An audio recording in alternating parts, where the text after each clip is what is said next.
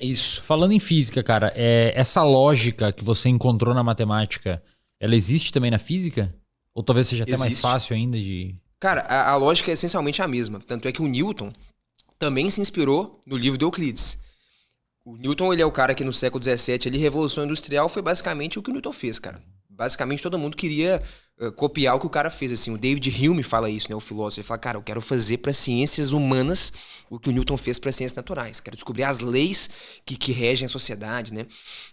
A própria sociologia, inicialmente com Comte, né, o nome dela era física social. Os caras queriam fazer, era o que o Newton fez, só Olha que para a só. O que o sociedade. Newton contribuiu pra física, pra galera que não acompanhou? A grande contribuição do Newton, assim, a maior revolução que ele faz é o seguinte: até então, a física ela é quase como uma filosofia. Igual eu estava citando aqui, a matemática ela é muito conectada com a filosofia. Hoje em dia parecem ser coisas bem distantes, né? Exatas e humanas, mas, cara, elas são intimamente ligadas.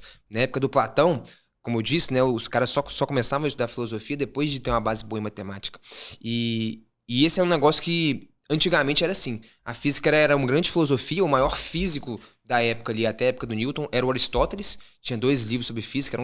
O Aristóteles, na verdade, falava de tudo, né? Medicina, física e tal, mas o arcabouço da física era o cara. E aí, com o século XVII ali, um pouquinho antes, né, vem o Galileu. Aí o Galileu começa a questionar um pouco algumas ideias aristotélicas e fazer uma parada que até então não existia. Que era identificar um pano matemático por trás das leis que regem o universo. Na época do Aristóteles não existia, era só filosofia mesmo.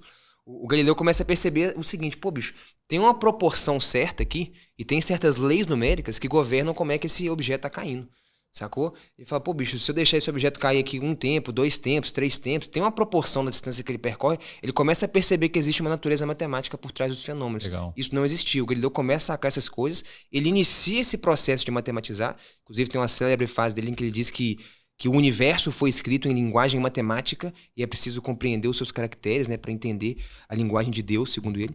E então ele começa a fazer esse trabalho, mas ele só inicia. E quem realmente termina é o Newton, né? O Galileu morre em 1642, no mesmo ano que o Newton nasce. Só que o Newton leva isso num nível, numa potência infinita. Ele realmente matematiza tudo e inclusive ele cria uma norma matemática, que é o cálculo integral diferencial, para dar conta de realmente pegar tudo que está acontecendo no universo e colocar aquilo em leis matemáticas. E aí ele pega 3, 4 leis matemáticas e fala, cara, a natureza inteira está descrita aqui. E realmente isso tem um poder de predição enorme, gigantesco.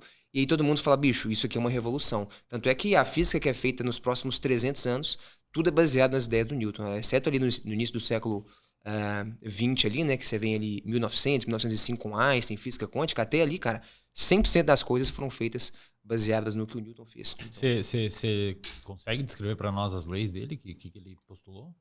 Cara, as principais leis, Que a gente até estuda na escola. São as chamadas 3 leis de Newton, né?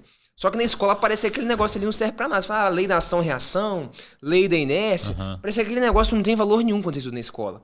O grande lance é que quando você vai estudar com profundidade, você vê que ele criou toda uma estrutura baseada na ideia do Euclides ali, em que realmente ele explica todos os fenômenos usando aquilo ali.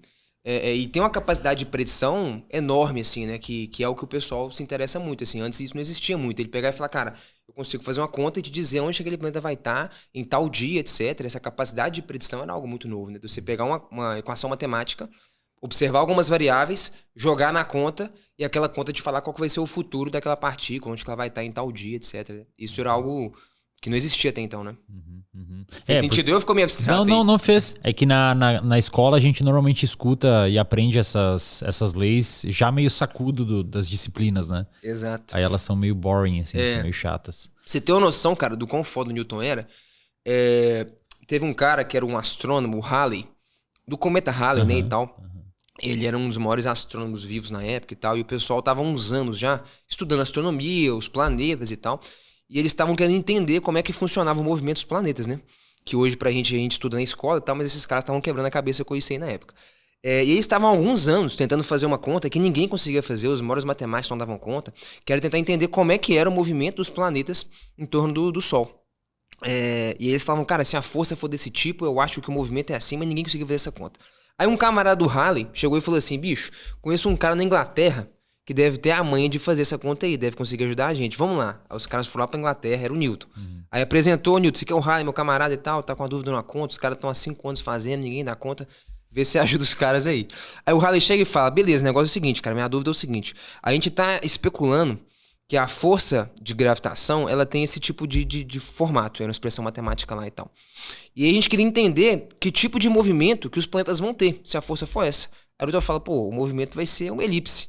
Aí os caras, porra, bicho, como assim? A gente tava desconfiando disso mesmo, como é que você sabe? Não, cara, eu fiz essa conta aí tem uns 10 anos. Olha só. Puxa Cara. na gaveta lá um papel, Puta dá merda. pro cara. Como assim você fez essa conta, cara? Ninguém fez essa conta. Não, aí puxa outro papel. Cara, é porque eu inventei uma matemática nova, que é o cálculo integral. Eu falei, caralho. Aí esse amigo, bicho, do Halley e do Newton, que faz a ponte, ele falou, Newton, você é maluco, irmão? Porque o Newton é um cara meio antissocial, né? Mais esquisito. Tem que publicar essas paradas aí. Aí ele que insiste muito pro Newton publicar as ideias e tal. Ele publica lá o Princípios Matemáticos de Filosofia Natural. Você vê que até a época do Newton tava começando... Na verdade, esse negócio de física e ser um físico surge do Newton pra frente. Até então, ele se considerava um filósofo natural. Aí depois um rompeu. filósofo da natureza, né? Aí daí pra frente ali, que é com a obra do Newton, que vai se ramificando a galera que estuda matemática, que estuda a natureza pela ótica das leis matemáticas, e isso se torna física, né? Olha só, cara, Mas que isso da hora. até então não existia. Até Que ali era legal. filosofia, né?